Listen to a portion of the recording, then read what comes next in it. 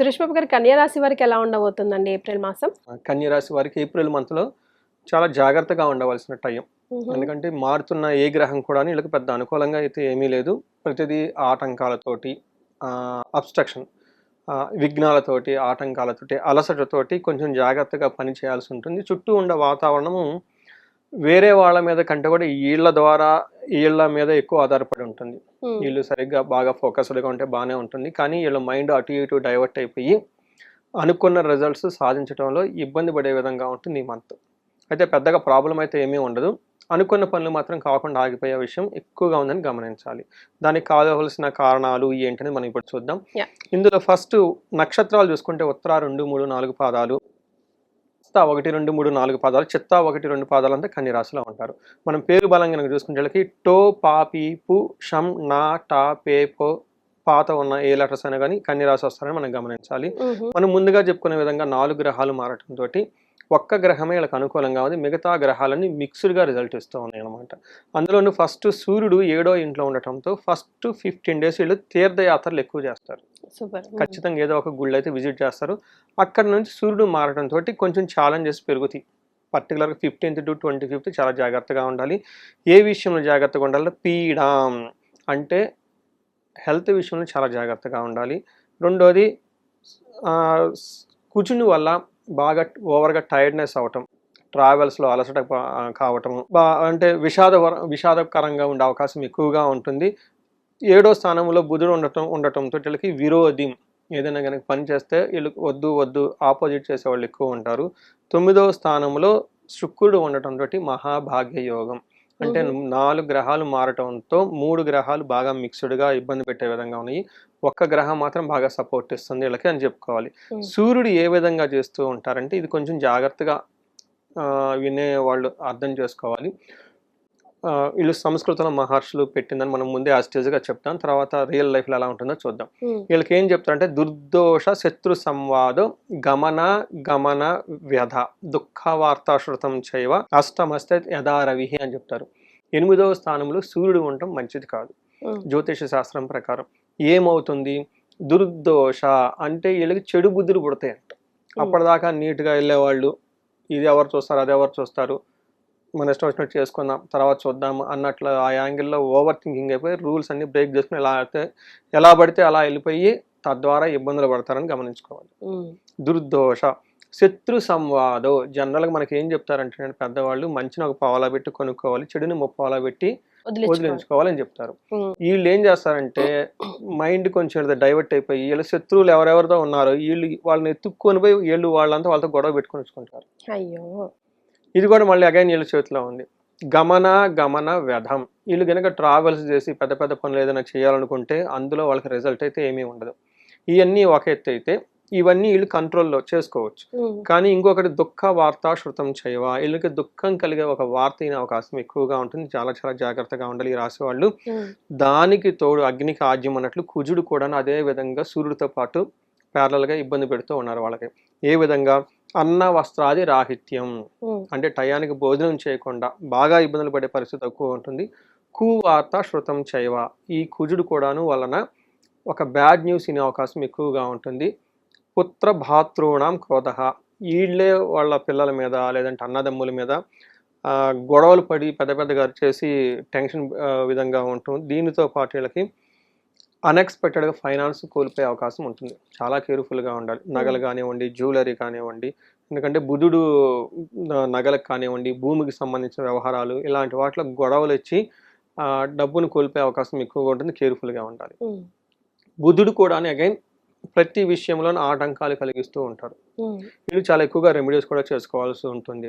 అయితే శుక్రుడు మాత్రం వీళ్ళకి మహాభాగ్య యోగాన్ని, ఏది వీళ్ళని ఇబ్బందులు పెట్టినా అదేమంటారు అభయహస్తంలాగా కాపాడుతున్న గ్రహం శుక్రుడు.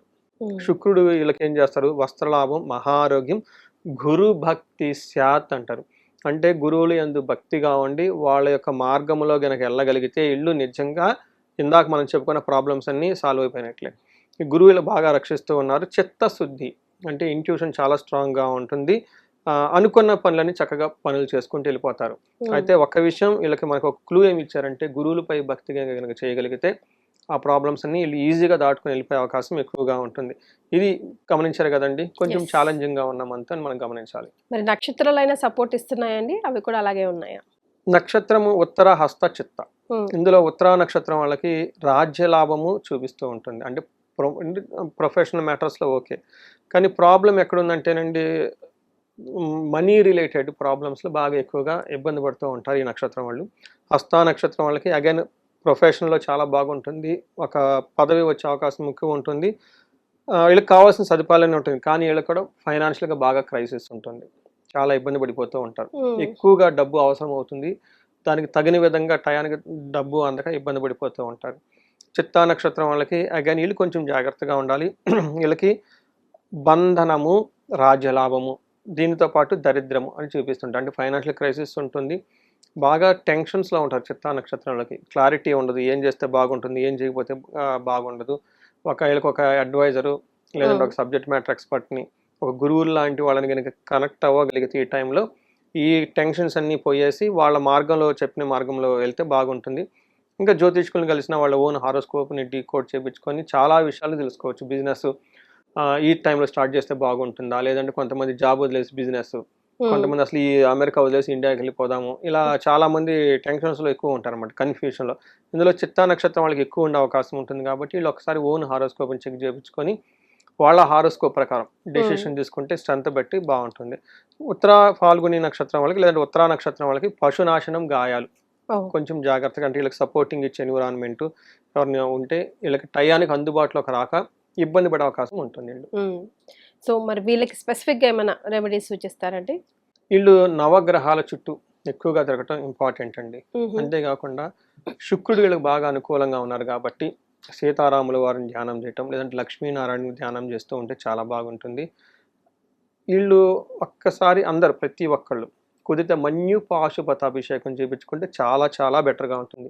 లేదా మహాన్యాసంతో కూడి శివాలయంలో రుద్రాభిషేకం, లేదంటే ఇంటికి ఇద్దరు బ్రాహ్మణులను పిలిపించుకొని చక్కగా రుద్ర పండితుల్ని ఇంట్లోనే చక్కగా అది కనుక చేయించుకోగలిగితే, మహాన్యాసంతో రుద్రాభిషేకం చేయించుకున్న, మన్యు పాశుపతం చేయించుకుంటే, ఎందుకంటే చాలా గ్రహాలు వీళ్ళకి కొంచెం ఇబ్బంది పెట్టే విధంగా ఉన్నాయి కాబట్టి దీనితో పాటు విష్ణు ఆలయాలు ఎక్కువగా తిరుగుతూ ఉంటే సరిపోతుంది. ఇది వాళ్ళ ఈ మనకేమంటారు గోచార రీత్యా వాళ్ళకి పరిహారాలు. ఇవి కాకుండా వాళ్ళు ఇండివిజువల్ జాతకం చూపించుకొని అందులో ఉన్న రెమెడీస్ చేసుకుంటే వాళ్ళకి అవసరమైన దాన్ని బట్టి వీళ్ళకి లైఫ్లో 10 అంతలు ముందుకెళ్ళే అవకాశం ఎక్కువ ఉంటుంది. సో కీర్తి గారు, మనకి నేనేం చేస్తున్నానంటే 35 to 45 ఏజ్ ఉన్న వాళ్ళని తీసుకుంటున్నాను. ఎందుకు ఆ ఏజ్ గ్రూప్ అంటే హైలీ ప్రొడక్టివిటీ ఉంటుంది. ఆ ఏజ్లో ఎనర్జెటిక్గా ఉంటారు, ఫ్యామిలీ ఉంటారు, సొసైటీలో ఉంటారు, 10 years రియల్ టైమ్ ఎక్స్పీరియన్స్ ఉంటుంది, మేనేజర్ పొజిషన్లో ఉంటారు. ఎన్ఆర్ఎల్ అయితే ఒక మంచి పొజిషన్లో ఖచ్చితంగా అయితే ఉంటారు, ఎందుకంటే వాళ్ళకున్న చదువుకి. కానీ ఈ టైంలో సడన్గా వాళ్ళ కెరియర్లో కనుక గ్రోత్ లేకుండా ఆగిపోయి ఉంటే, స్టాగ్నేటెడ్ అయ్యి ఉండి అన్ఎక్స్పెక్టెడ్ ప్రాబ్లమ్ ఫేస్ చేస్తూ ఉన్నారంటే దాని మీనింగ్ ఏంటంటే వాళ్ళ యొక్క ఇండివిజువల్ జాతకంలో వాళ్ళకి దోషాలు ఉన్నాయి, లేదంటే శాపాలు యాక్టివేట్ అయ్యాయని గమనించుకోవాలి.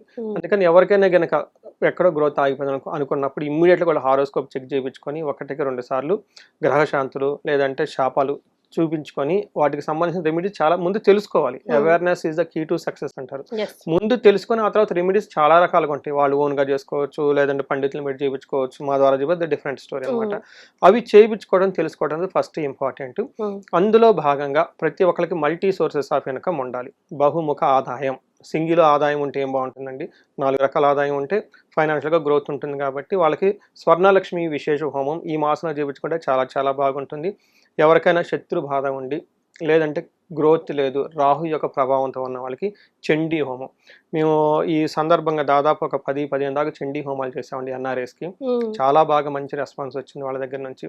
ఇంకా ఎవరికైనా భార్యాభర్తలు మధ్య గొడవలు ఉన్నాయి, ప్రాబ్లమ్స్ ఉన్నాయి, అప్పటిదాకా బాగున్నాయి, లేదంటే వేరే వాళ్ళు వచ్చి ఇంటర్ఫేర్ చేసి ఇబ్బంది పెడుతున్నారు అనుకున్నప్పుడు చండీతో పాటు విశ్వావసు గంధర్వరాజ హోమము, లేదంటే అన్యోన్య దాంపత్య పాశుపత అభిషేకం చేయించుకుంటే ఇంకా బాగుంటుంది. ఇప్పుడు మనకి ఎగ్జామ్స్ జరుగుతూ ఉన్నాయి, పిల్లలకి అకాడమిక్స్లో చాలా పెర్ఫార్మెన్స్ బాగుండాలి, వాళ్ళ కోసం మనకి మేధా దక్షిణామూర్తి హోమము లేదా నీలా సరస్వతి హోమము, అంటే వాళ్ళ జాతకాన్ని చూసి చెప్పాలి ఇది కూడా. లేదంటే హయగ్రీవ స్వామికి సంబంధించిన మూల మంత్ర జపము, హోమము, హవనం ఇవన్నీ చేసుకుంటూ ఉంటే చక్కగా బాగుంటుంది. ఎలాంటి ప్రాబ్లం అనిపించినా లేదంటే అక్కడ గ్రోత్ ఆగిపోయినా ఒక్కసారి జాతక చక్రం చూపించుకొని ఈ రెమెడీస్ చేసుకోగలిగితే, ఏదేనండి వాళ్ళకి ఇది సమస్య అని ఫస్ట్ క్లియర్గా తెలిస్తే ఇమ్మీడియట్గా సొల్యూషన్ పక్కనే ఉంటుంది. అవి చేయించుకోగలిగితే వీళ్ళకి లైఫ్ 10 times ముందుకెళ్ళే అవకాశం ఎక్కువ ఉంటుందండి. చాలా సంతోషం అండి. కన్య రాశి వారికి ఏప్రిల్ మాసం ఎలా ఉంటుంది తెలియజేయడంతో పాటుగా రెమెడీస్ ని కూడా సూచించారు. ధన్యవాదాలు. ధన్యవాదాలు.